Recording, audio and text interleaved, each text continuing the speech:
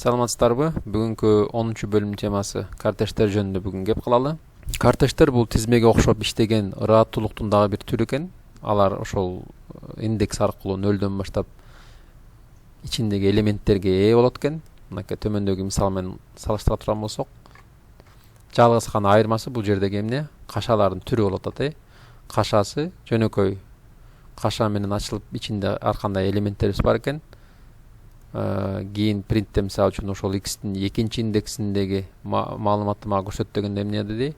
Нурбек деген чыгып атат. Эмнеге Нурбек? Анткени бул 0дөн баштап биринчи, экинчи индекстеги бул Нурбек деген болот. Ошол сыяктуу эле Y мисалы үчүн 192 деген сандарыбыз бар экен. Y чыгар дегенибизде мынакей баарын чыгарып көрсөттү. Максимум деген функциябыз эсиңерде болсо, бул ушул тизмедеги же картештин ичиндеги сандардын арасынан эң чоңун тандап берет болчу. Циклда да ошондой иштеткенде мынакей Y-де 192 деген сандарыбыз бар экен. Ошонун ичинен ар бир элементти чыгарып принт кыл дегенде мынакей 192 деп Y-дин ичиндеги бүт маалыматты бул жерге бизге принт кылып көрсөтүп берди. А бирок картештердин негизги айырмасы бул өзгөрбөс экен. Бул эмне деген сөз?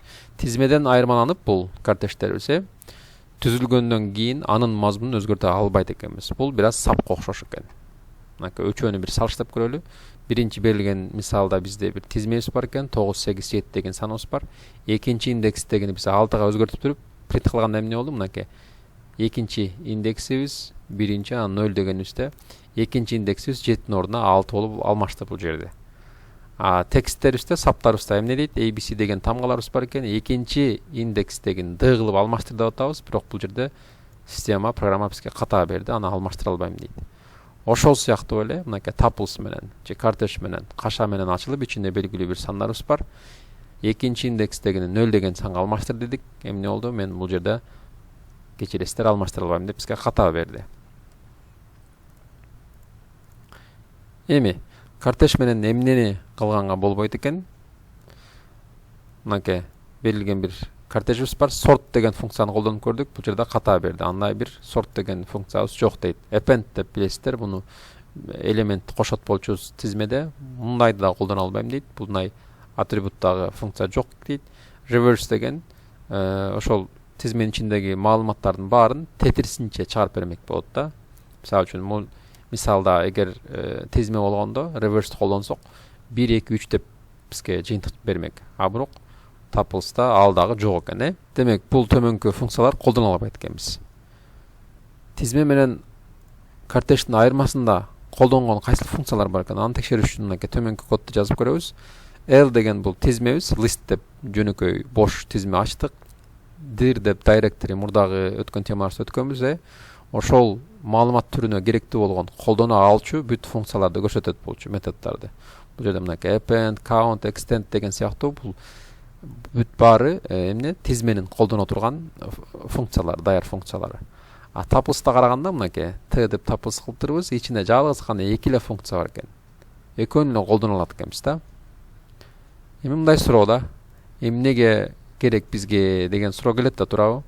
Андан көрө мынакей индекс бул жерде деле бар, count деген бул жерде деле бар. Эмнеге биз listти колдонсок болбойт анын ордуна деген суроого мындай төмөнкүчө жооп берсек болот.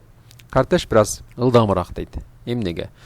Python картештин өзгөрмөлөрдү алмашкыс кылып жасагандыктан улам, жана айттык, картештер эч кандай маанисин өзгөртө албайт экенбиз.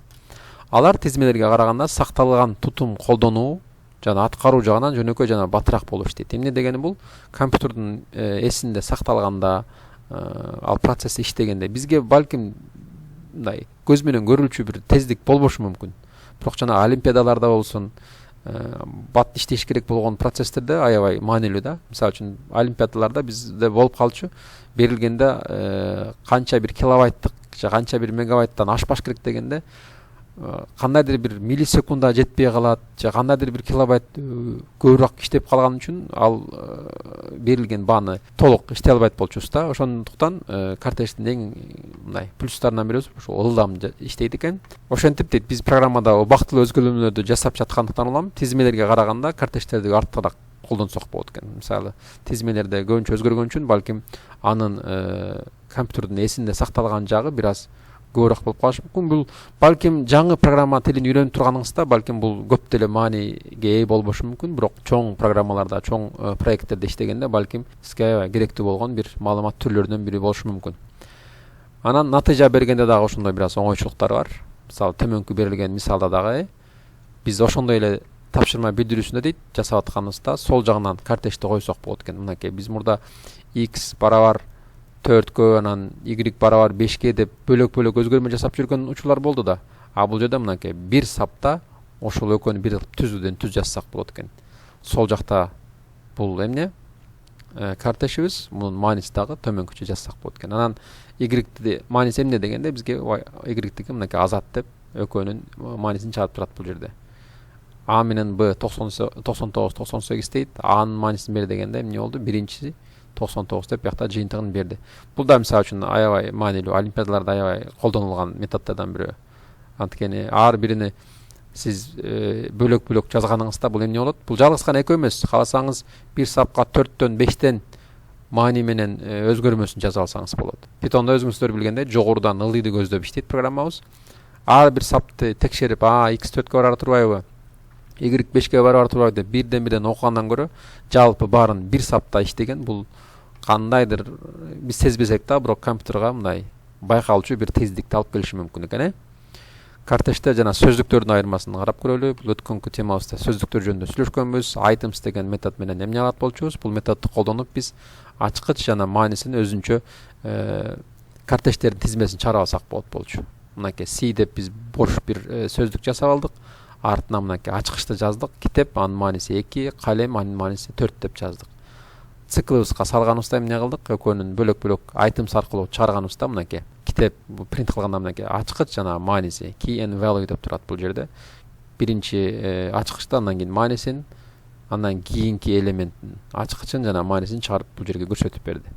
Жөнөкөй items'ты колдонуп функция менен эмне бар ичинде дегенде мынакей көрдүңүздөр. Эмне дейт бул жерде? Items методу ачкыч жана маанисин картештердин тизмесин чыгарып берет дейт.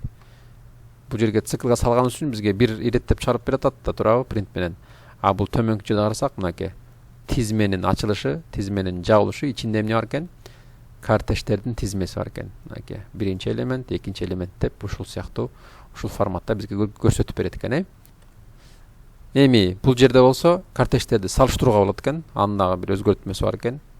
Анын да бир өзгөчөсү бар экен. Мынакей салыштыруу операторлору картештер жана башка ыраттуулуктар менен иштешет. Эгерде биринчи элемент бирдей болбой калса, анда Python кийинки элементке өтөт жана башка элементтерди тапканга чейин уланта берет экен. Мынакей бизге 3 элемент берилиптир. Эми салыштырып атабыз. Биринчи элементти салыштырат экенбиз, кайсынысы чоң? Туура. Ошон үчүн бул жерге true деп чыкты. Экинчисин текшерип көрдүк. Экөө бирдей болгондуктан алам экинчи элементти салыштырып көрөбүз. Бул жерде туура болгондуктан эмне деп чыкты? True деп чыкты. Jones and Sally дейт. Jones экөө бирдей болгондуктан Sam менен Sallyни салыштырып атабыз. Бул жерде L, M англис тилинде билесиңер L, M, N деп уланып кетет, туурабы? ASCII кодунда билесиңер ар бир тамганын, ар бир сандын, ар бир символдун клавиатурадагы өзгөчө сакталган бир белгилүү бир номер бар да. Мисалы, адашпасам А тамгасы 65 деген десимал сан менен башталат экен. Аны антикени бинарный кодго алмаштырган оңой болгондуктан өздөрүнүн бир коддору бар да. Айталы L мисалы үчүн 78 болгон болсо, M тамгасы эмне болду ошондо? 79 болуп, бул жерде M тамгасы бир аз чоңураак болгондуктан улам салыштырганда true деген жооп чыгып атат бул жерде. Jones мен Adams мынакей. Jones чоңбу деп атат. Ооба, антикени Адамстын A'сы 65 болсо, Jones'туку балким 70 канчадыр. Ошондуктан алам бунун жообу эмне болду? True деген жооп чыкты. Бул эми балким керек болуп калышы мүмкүн. Ошондуктан жөн эле мындай маалымат катары бул жерде эскертип түшүндүрүп атабыз. Андан кийин тизмелерди сорттоого болот экен, картештин тизмелерин. Сөздүктүн иреттелген версиясын алуу үчүн картешттердин тизмесин сорттоо аны колдонсок болот экен. Мынакей бул жерде белгилүү бир сөздүгүбүз бар экен, ичинде маани өзгөрмөлөр менен items'ка салдык D-ны. Items'та караганыбызда эмне болду? Бул жерде тизмебиз бар. Эмненин тизмеси бар? Биздин сөздүктүн ичиндеги ар бир ачкыч жана маанинин өзүнчө бир элемент катары картеш форматында сакталган бир бөлүкчөсү бар. Мынакей 3кө бөлдүк. ар бири бир эмне кортеж, а бирок кортеждин ичинде эмне бар бизде? Ачкыч менен ошонун мааниси бар. Sorted дегенибизде, sorted эсиңерде болсо негизи жок болчу. Tuples кортеждин sorted деген функциясын колдоно албайбыз. А бирок биз sorted эмнени кылып атабыз бул жерде? Биз бул жерде тизмени кылып атабыз. Мынакей бул жерде кортеждердин тизмесин сорттоого болот дейт, туурабы? Items функциясы эмне алат болчу? Сөздүктүн ичиндеги бүт маалыматтарды бизге тизмеге салып берет болчу. А сорттогонубуздан кийин эмне болду? Мынакей A, B, C, D деп улантып кетет. Мынакей негизи сөздүгүбүздө эсиңерде болсо сөздүк ар кандай форматта сактайт. Аны биз мындай контролдой албайбыз. А тизмеде sort деген функциябыз менен баарын сорттоп алсак болот болчу. Бул эми бир аз мындай оңойраак жолу да. Берилген сөздүктү мисалы сорттой турган учур келсе. Сортту колдонсок болот экен. Мынакей дагы кайра бир жолу башка бир мисал менен берилип турат. Бул жерде мынакей мисалда түшүндүрөлү сөздүгүбүз бар. T деп бир өзгөрмөбүзгө sorted деп ошол items'ты сорттоп алып, анан T'ни караганыбызда эмне бар бул жерде? Бир тизмебиз бар. Тизме эмненин тизмеси? Биздин сөздүгүбүздүн ичиндеги маалыматтардын кортеж форматы турат. А бул жерге T деп жазсак деле болмок. Туурабы? In T десек деле болмок. А бирок ошол жерге түздөн түз sorted деп items'ты, ошол сөздүктүн items'тарын сорттоп алсак деле болот экен. Андан кийин key and values ачкыч жана маалыматтарды чыгар дегенибизде мынакей негизи экинчи элементибиз C деп турат болчу, а бирок форматтап сорттогонубуздан кийин эмне болду? A, B, C деп өз форматтарын ордуна коюп, алфавиттик түрдө бизге сорттоп чыгарды. Ачкычтын ордуна маанилерди дагы сорттосок болот. Кандайча? Эгерде форманын кортеждеринин тизмесин түзө алсак, мурдагы слайдда көрдүк, түзө алабыз туурабы? Маани менен ачкычтарын түзсөк болот экен. Булардын мааниси аркылуу да сорттосок болот экен. Биз мунун кортеждердин тизмесин түзгөн for циклы менен жасасак болот. Мынакей бул жерде эмне кылдык? P деген жөнөкөй бир тизмебиз бар. Бул бош, а бул жерде C деген сөздүгүбүздүн ичинде белгилүү бир маанилерибиз бар. Анан key and values items деп койдук C сөздүгүбүздө. Мурдагы слайдда түшүндүргөн жерибиз туурабы? Анан бул жерде P'ге бардыгын append кылып атабыз. Append кылганда көңүл бурабыз бул жерде. Бул жерде мынакей append кыларда кайсыл форматта кылып атабыз? Key and values деп карап чыктык ичиндеги бул жердеги key ачкыч, бул жердеги value болчу. Ар бирин ошентип карап чыктык. А бирок биз append кылып аткан учурда экөөнүн местасын алмаштырдык да, экөөнүн ордуна алмаштырып өзгөртүп жаздык. Биз азыр кандай болуп калды ошондо? Сандарыбыз key болуп калды. Сандарыбыз ачкыч болуп, жандагы тамгаларыбыз анын мааниси катарында эсептеп калды да. Мынакей форматта мына P'ни эсептеп чыгарганыбызда A 10 жолу кайталанды деген сыяктуу. C 22 жолу деген сыяктуу. Ал бул маалыматтар биздин тизмебизде болгондон кийин кайра ошол сортту колдонсок болот. А бул жерде reverse деген билесиңер тетирисинче деген сөз. Чоңдон баштап кичинекейине улантып кетет. Сорт дегенде негизи кичинекейден баштап чоңго кетчү, а reverse кылганыбызда чоңдорду баштап жазып, анан кичинекейине улантып кетет. Мынакей биз сорт кылып принт кылганыбызда 22, 10, 1 деп биздин берилген сөздүктөгү ичиндеги бүт маалыматтардын маанисине жараша сорттоп чыгарып турат бул жерде. Эми төмөнкү берилген мисалды анализдеп көрөлү. 3 бөлүмгө бөлсөк болот экен. Даже могу жерден 4кө бөлөлү да. Биринчи бөлүм бул мурдагы сабагыбызда өткөн файлдарды өткөнбүз, анан өткөнкү сөздүктөрдүн ичинен саноо боюнча жасаган кодубуз туурабы? Файлды ачтык. Бул Ромео Джульетта чыгармасынан кандайдыр бир текст бөлүм бар экен. Ал тексттин ичинен эсепте деген бир сөздүгүбүзгө файлыбызды ачабыз, ар бир сапты бөлөбүз, анан саптын ичинен сөздөрдү карап чыгабыз. Эгер сөздөрүбүз сөздүктүн ичинде жок болгон болсо эсепте деген сөздүгүбүздө, анда эмне кылабыз? Биринчи жолу иштегенде 0 болот, андан кийинкилеринде по умолчанию деп коет, default негизи эчтеке андай сөз жок болсо 0 кылат да, 1ди кошуп кетет. Андан кийинки сөздөр болгондуктан улам бир-бирде булантып санап бизге жыйынтыгын берет. Экинчи бөлүмүбүздө болсо тизмебиз бош экен. Андан кийин ачкыч менен маанини items аркылуу кармап иштеп атабыз. Кортежде эмне кылып атабыз? Кортеж деген маани менен ачкычты алмаштырып алдык, бул өзгөрмөгө кантип сактап атабыз? Биринчи эмне кылыш керек экен? Биринчиси мааниси туруш керек экен, андан кийин ачкычын түзүш керек экенбиз. Андан кийин ошол тизмеге, бул жердеги тизмебизге эмне кылат экенбиз? Ошол кортеж форматын сактайт экенбиз. Бул жерге эмне кылдык? Bir мурдагы слайдта көрсөткөндөй бүт сандарыбызды, ачкычтарыбызды мааниси менен алмаштырдык.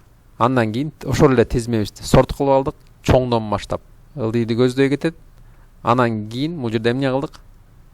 Берилген тизмебиздин биринчи 10 элементин чыгарып бер деп атабыз.